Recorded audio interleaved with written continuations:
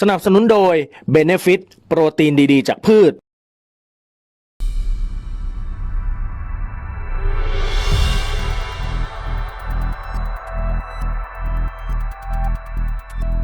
จากกรณีที่เรือหลวงสุโขทัยได้ประสบเหตุพายุคลื่นลมแรงกลางทะเลอ่าวไทยบริเวณพื้นที่อำเภอบางสะพานจังหวัดประจวบคีรีขันธ์เรือหลวงสุโขทัย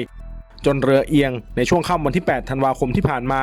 และในเวลา 23:30 นาทีเรือหลวงสุโขทัยได้จมลงใต้ผิวน้ำเนื่องจากมีน้ำเข้าเรือเป็นจำนวนมากโดยในส่วนของกำลังพลทั้งหมดได้รับความปลอดภัย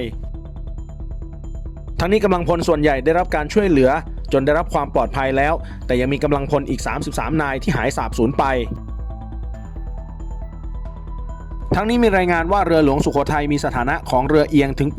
80% โดยกำลังพลของเรือมีเสื้อชูชีพทั้งหมดทุกคนแต่ในส่วนของกำลังพลนาวิกโยธินและหน่วยบัญชาการต่อสู้อากาศยานและรักษาฝั่งอีก30นายที่ไปกับเรือไม่มีชูชีพเนื่องจากไปเตรียมการพิธีงาน100ปีวันสิ้นพระชนกรมหลวงชุมพรเขตอุดมศักดิ์หรือเสด็จเตี่ยพระบิดาทหารเรือที่จะจัดขึ้นในวันนี้19ธันวาคมซึ่งจะตรงกับวันประสูติของท่าน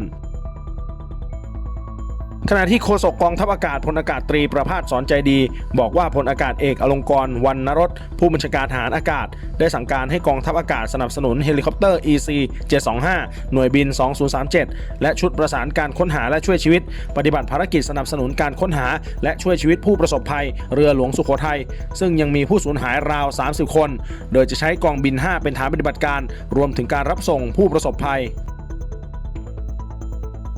โดยกองบิน 5 กองทัพอากาศจังหวัดประจวบคีรีขันธ์ได้จัดเตรียมจุดจอดเฮลิคอปเตอร์ EC-725 ไว้แล้วบินมาจากจังหวัดสุราษฎร์ธานีเพื่อสำรวจและค้นหากำลังพลเรือหลวงสุโขทัยที่ประสบเหตุเรืออับปางนอกจากนี้ได้เตรียมเครื่องบิน AU-23A หรือ Peacemaker จากฝูงบิน 501 ติดตั้งกล้อ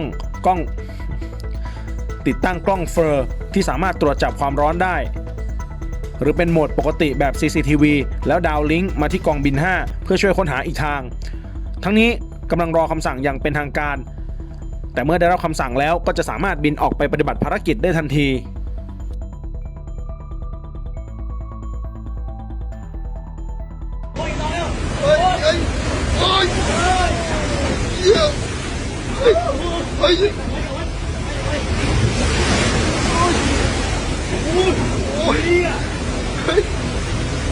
เล่นดูเลย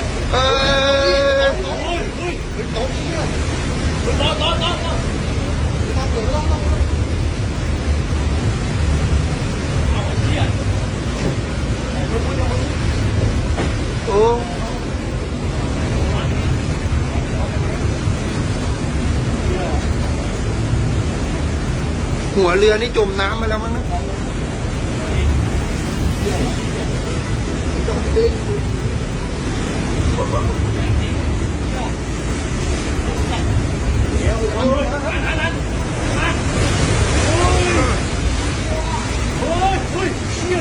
โอ้ย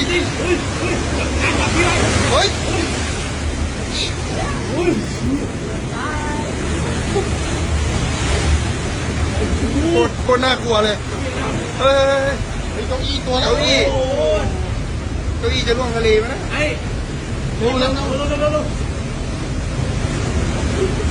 เอามานี่เอามาวางไหนเลย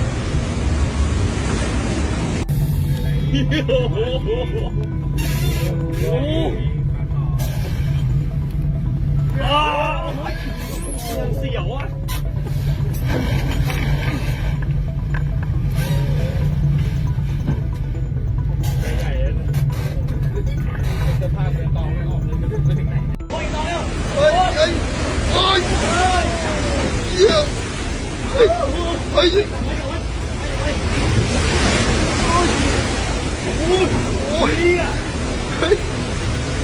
เล่นดูเลย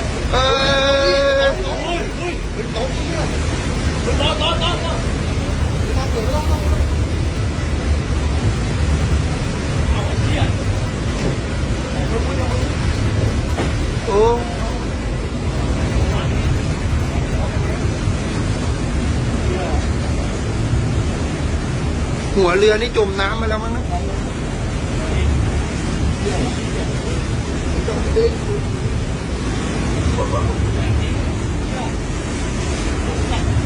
เ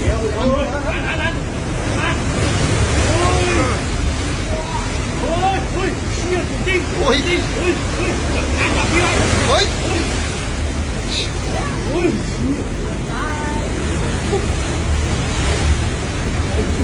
โคตรน่ากลัวเลยเฮ้ยเก้าอี้ตัวเก้าอี้จะล่วงทะเลไหมนะดูแล้วเอามานี่เอามา